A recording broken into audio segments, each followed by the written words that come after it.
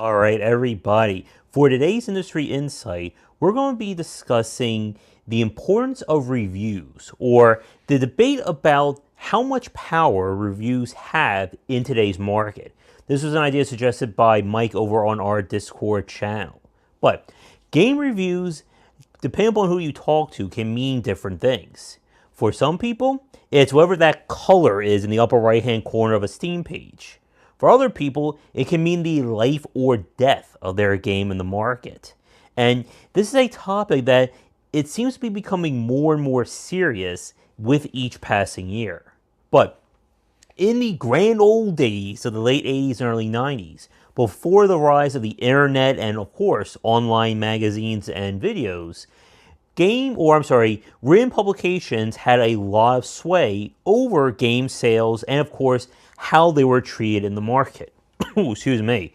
The likes of GamePro, Game Informer, Nintendo Power, EGM, PC Gamer, and so on and so forth were your only real exposures to critiques and examinations of video games. And if you were only going to buy one or two games a month, I know, such a shock in today's market, it was important to get reviews to get an accurate representation of what the game was going to do.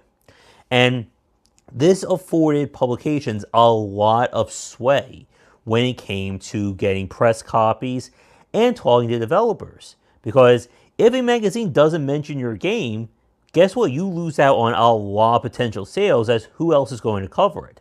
This is a similar argument regarding the change from retail to digital stores. But that's a topic for another day. You would think with kind of the democratization of reviews today, with the likes of Twitch, YouTube, online sites, and so on and so forth, that reviews would be less important. But they've actually become more so. And that's where a lot of the seriousness of this talk comes from. As we all know, AAA publishers will hold review scores kind of over developers' heads when it comes to bonuses.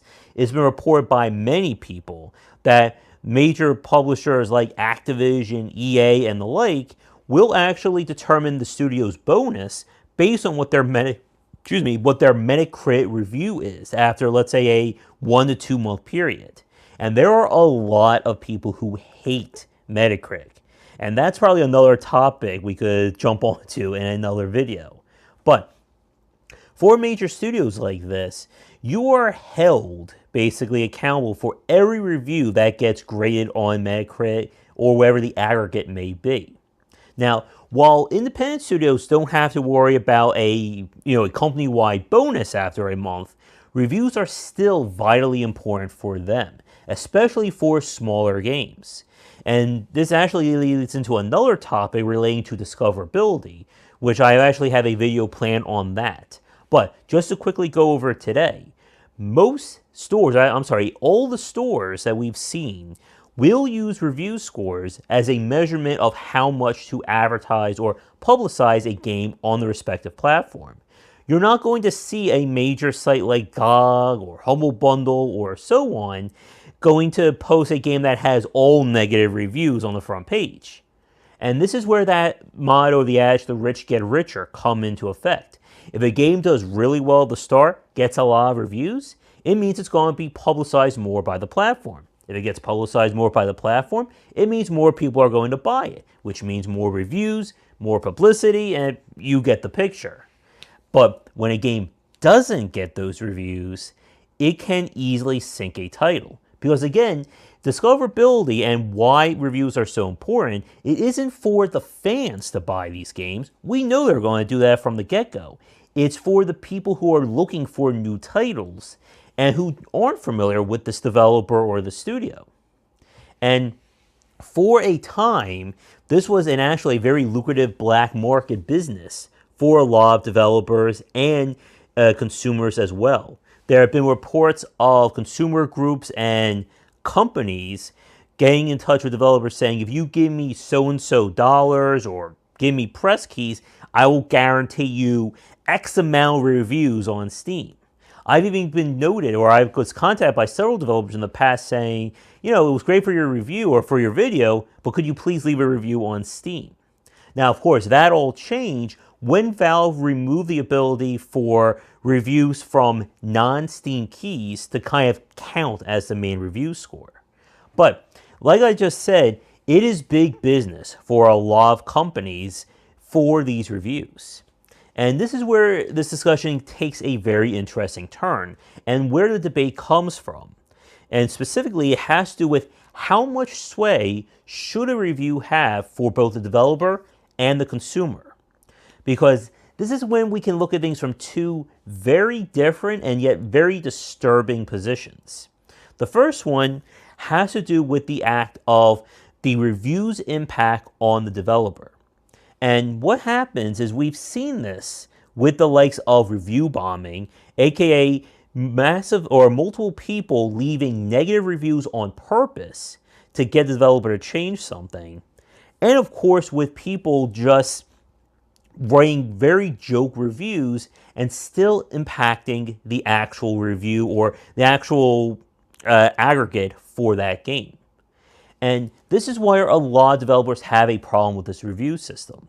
Because you can write a 1,200 word review completely breaking down a title and talking about why you love it or hate it, and that will be as much valued compared to a review that says, women wear too many clothing in your game, 0 out of 10. Or some kind of joke thing about, I went to the store, I wanted to buy some beer, the store didn't have any, so I stubbed my toe leaving, this game gets a 10 out of 10. All three of those reviews have the same weight when it comes to Steam. And that is a very big problem. Because not only does it just water down any quality reviews, but it makes it very hard for someone to actually learn about how this game does. Now, Steam has tried to change this in the past with having stuff like it says, current or frequent reviews, lifetime reviews, and of course trying to focus on reviews from people who have bought the game on Steam as opposed to those who receive press keys. But without any kind of vetting system, this kind of problem will continue. And it really isn't fair for developers to kind of have their reviews or have their games rating be held hostage by fans. And we've seen this before. For instance, when it came to Battle Brothers, when the developers announced that they weren't able to add female characters to the game and that they were completely burnt out and wanted to move on to another title, the fans reacted very explosively and left and review bombed that game, saying, I'll change my review when Battle Brothers gets more support, or when Battle Brothers adds female characters. We see this with just about any game that tries to tell a political message, or even games that receive content updates and the like. Keep that in the back of your mind because we'll be coming back to it in a second.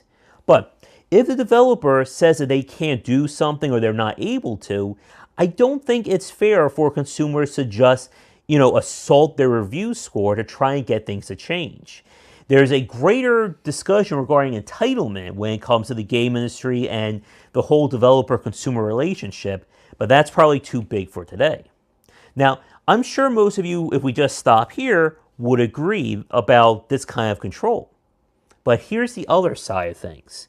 Just because the consumer can act very negatively towards a game doesn't mean that the developers don't act negatively towards their consumer base. And we have seen developers in the past who have done less than reputable things when it came to selling their game or dealing with their consumers. It could be banning people who have any negative opinions, developers who lie about what's in their game, developers who purposely release games not at their finished state to try and earn a quick buck, the whole shovelware escapade on Steam and Steam Greenlight, and so on and so forth. But the point, and Steam Direct as well. But the point is, for the consumer out there, you have very little rights or say when it comes to developers not delivering a finished product. This is one of those great big analogies when it comes to digital stores versus traditional retail. If I buy food or a shirt or you name it from a big store and that product doesn't work or isn't as advertised, I take it back, get my money, we're all good. And if that product continues to be bad, that store is going to stop selling it. On the digital side, however, that's not the case. And unless we're talking about the extreme examples, stuff like Batman Arkham City, The War Z, and even the early period of No Man's Sky, Valve and by proxy Steam will leave these games on the store indefinitely, even if the developer is no longer in business or the game has been caught doing something illegal or bad. As long as people can buy it and Steam makes a buck, Valve is going to keep doing it. And like I just said, for the consumers out there, you don't have a lot of rights. You can't sell the game because you are technically leasing a key. And of course, if you go over the 2-hour period, then the game is yours, or go beyond 2 weeks. And this is what we were talking about a few minutes ago regarding continued content. Because what happens if that game you love so much, the developers decide to abandon it with a year's worth of content not in it? Or what if they decide to add all manner of microtransactions and every, less than a nice microtransaction or monetization you can think of? And again, we're beyond the 2-week, 2-hour period. What right do you have at that point? And the answer is you don't have any, at least not at this moment. And this is why the act of review bombing and the control reviewers has kind of become like a dam or like a bunker or barrier for these kinds of issues. Because if the developer does do something that is wrong or is hurtful, you can tell, that consumers are going to be able to influence them. Because nothing is more damning than all of a sudden having your review score go straight down the toilet and your page is just filled with nothing but negative reviews. And this part, it is justified. Because if you're doing something wrong, you have to be held accountable for it. But this once again brings back the big topic. How much control should there be? And should there be any control? I think ultimately the best solution to this is that we need more vetting when it comes to the review side. Or there needs to be less of a, personal side when it comes to these reviews. Most of the smaller sites and smaller smaller stores will just simply have a 1 to 5 star rating. You can't leave a comment. You can't joke or try to make a political statement or anything like that. If you like the game, you give it a 4 or 5. You hate the game, you give it a 1 or a 2. And if you're in the middle, you know what you obviously give it. No muss, no fuss. But again, it also raises that question. What if the developers do something that you don't like? Can you just switch your review down? And will a bunch of 1-star reviews without any context be enough to influence things? I don't know the answer to that. And this is one of the major issues when it comes to the power of reviews, because it is a double-edged sword. The more power you give the consumers, the more hold they have over developers. The more control you give to developers means that they are less held to standards and quality practices than if they don't have anyone to be, because they don't have anyone to be held accountable for. And again, I know the easy answer would be just let Steam or Humble or GOG or you name it control or vet reviews. But that's not going to happen. With dozens upon dozens of games being released daily, it's going to be impossible for someone to be constantly monitoring these reviews. And it's just going to be one of those cases where there's just no easy answer. Hopefully my mic is still on there. There we go. But to wrap things up for today, again, we'll continue this topic about the dangers of reviews when we discuss Discover Building next. But reviews have become a very big part of any aspect of game development, whether you're on the mobile side, an indie developer, or a massive company. And they become both a way of rating a game and it's a way of holding developers and publishers accountable for their actions. But how much should these things matter? If a game receives 500 negative reviews saying, game needs Chinese localization, or I don't like the fact that the main character isn't a straight white male, should these reviews be as weighted as if someone actually spent 500 to 1,000 words plus detailing this game? Because we see this on a lot of Steam reviews. There are people who leave very in-depth and engrossing reviews for these games. But they're just going to be shoved off their page for all these joke reviews or these review bombs. And how would you aggregate or add weight to some of these reviews? Should it be on a review basis? Should it be a reviewer basis? As we talked about before, the game industry is not good when it comes to setting standards or standardization. So I don't know how well that would be. But with that said, thank you so much for watching today's Industry Insight.